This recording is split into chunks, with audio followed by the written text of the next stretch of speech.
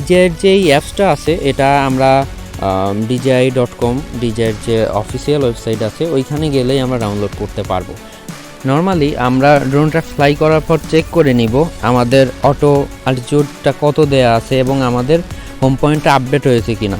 তো নর্মালি আমাদের max distance কেউ চাইলে নিজের ইচ্ছা মতো চেঞ্জ করতে পারবে, বাট নর্মালি এখানে নো লিমিট রাখা হয়। আর ম্যাক্স অ্যালটিটিউড হচ্ছে আপনার নর্মালি 500 মিটার, মানে উপরে 500 মিটারের উপরে নর্মালি এই DJI-এর এই ড্রোনগুলা বা ম্যাক্সিমাম ড্রোনগুলাই 500 মিটারের উপরে আর উঠে না আর কি, নর্মালি প্রয়োজনও হয় না। তো আপনার যদি কোনো সময় প্রয়োজন হয় এখানে সেন্সরে কম্পাস ক্যালিব্রেট করে নিতে পারেন, যেটা যদি ড্রোন কখনো দেখা যাচ্ছে হোম পয়েন্ট আপডেট হচ্ছে না বা নতুন প্লেসে বা জিপিএস চেঞ্জ হইলে তখন প্রয়োজন হয় আর কি এটা। এইখানে আপনি গিয়ে ব্যাটারি ইনফোগুলা পাবেন, আপনি কতবার চার্জ করছেন এইগুলা পাওয়া যায় এখানে। ব্যাটারি ইনফরমেশন, ব্যাটারি সেল কেমন আছে এটা দেখতে পাবেন, ব্যাটারি টেম্পারেচার। এবং DJI-এর এই AR2 থেকে এই অক্সিলারি এলইডিটা চালু করছে, যেটা নর্মালি রাত্রেবেলা ড্রোন উড়ানোর সময় বেটার একটা অপশন হিসাবে কাজ করে। অন করে রাখলে পরে ওটা অক্সিলারি এলইডি অটোমেটিক লাইট দেয়। আনলক জিও জোন বলতে আমাদের নর্মালি কিছু জোন আছে যেই জোনগুলোতে আমরা ড্রোনগুলো ফ্লাই করতে পারি না, সেটা সরকারি কিছু বেশ যে সিভিল এভিয়েশনের যে রুলস আছে সেই অনুযায়ী, যেমন এয়ারপোর্ট বা সামরিক যে বাহিনীর যে জায়গাগুলো আছে এইগুলাতে বা রেস্ট্রিক্টেড এরিয়াতে। তো ওইটার আনলক কিছু কোড আছে, ওগুলো ইউজ করে আপনি ইউজ করতে পারবেন, বাট নট নেসেসারি। এইখানে আপনি গিম্বেলের কিছু মুড আছে যেটা follow mood, FPV mood.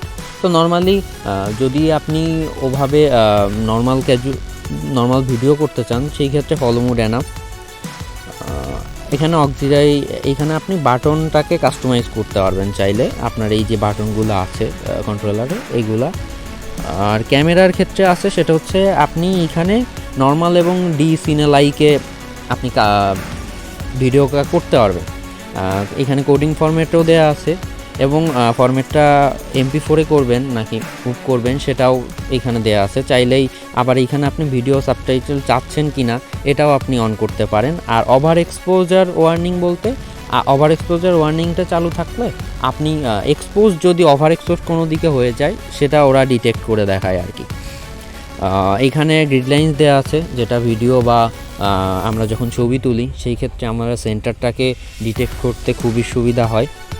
White balance চাইলে আপনি ম্যানুয়াল অটো দুইটাই করতে পারেন। ম্যানুয়াল করলে পরে আপনি নর্মাল যেটা আমরা কেলভিন বলে থাকি ওইটা চেঞ্জ করা যায়। আর আপনি স্টোরেজটা SD কার্ড যত জিবি ইউজ করবেন সেটা দেখাবে। আর ইন্টারনালি নর্মালি 8 GB আছে, সেটা চাইলে ইউজ করতে পারবেন। ট্রান্সমিশনের ক্ষেত্রে সেটা হচ্ছে আপনি ইজি যাচ্ছেন নাকি মানে লাইভ স্ট্রিমিং যে প্ল্যাটফর্মগুলোতে আমরা ইউজ করতে পারি সেটা, সেই ক্ষেত্রে দেখা যাচ্ছে ডুয়েল ব্যান্ড চাচ্ছেন নাকি 2.4 GHz চাচ্ছেন বা স্মুথ চাচ্ছেন কিনা, এটা নর্মালি যেটা স্টেবল আনস্টেবল দুইটা ক্ষেত্রেই কাজ করা যায়। আর এইখানে ফ্লাইট অ্যাসিস্ট্যান্স হিসাবে DJI R2 থেকে যে সেন্সরগুলো দেওয়া আছে এইখানে অবস্টাকেল অ্যাভয়েডেন্স কিছু অ্যাকশন দেওয়া আছে, যেটা বাইপাস হবে, মানে আপনার কোনো যেইখানে অবজেক্টটা ও ডিটেক্ট করছে যে এইখানে আমার একটা অবস্টাকল আছে, ও তখন বাইপাস মানে বোঝাচ্ছে যে সাবজেক্টটাকে ওইটা দেখে আর কি সেটা চেঞ্জ করে বাইপাস মানে ওটাকে রেখে চেঞ্জ করে ব্যাক করে চলে যাবে। আর ব্রেক হচ্ছে হলো ও জায়গায় ব্রেক করবে, আপনি অটোমেটিক ওটা রিজেক্ট করবে এবং একটা সাউন্ড করবে, যেটার কারণে আপনার ওই যে অবজেক্টটা আপনার ডিটেক্ট হয়েছে ওইটার সাথে কাছাকাছি সে গিয়ে আপনাকে সাউন্ড দিবে আর কি। এটা অফ করে রাখলে পরে আপনি নর্মালি আপনার কোনো কিছুই ডিটেক্ট করবে না। আপনার যদি কোনো সময় আপনি ড্রোন চালানোর সময় পিছে বা সামনের ক্ষেত্রে যে সেন্সরগুলো কাজ করে সেটা তখন কাজ করবে না যদি আপনি সেটা অফ করে রাখেন আর কি। তো অটো অ্যালটিটিউডের ক্ষেত্রে যেটা করা উচিত সেটা হচ্ছে যে আপনি যখন ড্রোনটা ফ্লাই করতেছেন তখন আশেপাশে দেখা উচিত যে আমি কততলা বিল্ডিংয়ের উপর থেকে ফ্লাই করতেছি বা নিচে থেকে, বা আমি আমার অ্যালটিটিউডটা কত আছে, তো সেই অনুযায়ী আমি চেক করব। কারণ আমি নিচে থেকে ড্রোনটা ফ্লাই করলেও ড্রোনটাকে যখন আমি অনেকটা দূরে পাঠাচ্ছি, ও যদি কখনো আমার সাথে কানেকশনটা মিস হয়ে থাকে, তো আমি যেভাবে ওকে পাঠাইছি ও তখন আসলে সেটা না, ও তখন চেষ্টা করবে যে ও কত ইজি ওয়েতে ব্যাক করবে বা রিটার্ন টু হোম দিলে যে ব্যাপারটা হয়, ও কিন্তু তখন আপনি যদি 10তলা উপরের নিচের থেকে 10তলার উপরে বা 15তলার উপরে উড়ায়ে থাকেন, তো তখন যদি আপনি অটো অল্টিটিউড 10তলার উপরে সেট না করে থাকেন, তাহলে কিন্তু ইজিয়েস্ট ওয়েতে আসতে গিয়ে ওইটা কিন্তু 10তলায় তখন বেঁধে যাবে। তো আপনাকে মানে রিটার্ন টু হোম করার আগে বা আপনি যখন উড়াচ্ছেন, এটা সবসময় মাথায় রাখতে হবে যে আমার অল্টিটিউডটা কত দেয়া আছে।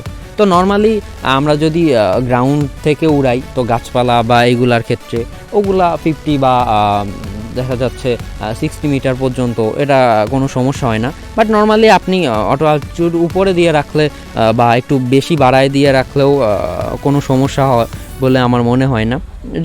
যদি এইটা ডিপেন্ড করে কানেকশন কখনো লস হচ্ছে কি না, বা আমার কোনো সময় ইমার্জেন্সি ল্যান্ডিং করানো লাগবে কি না, বা আমার রিটার্ন টু হোম করতে হচ্ছে কি না। এটা নর্মালি অটো অল্টিটিউড আমরা অবশ্যই চেক করব যখন আমরা ফ্লাই করার পরই আর কি।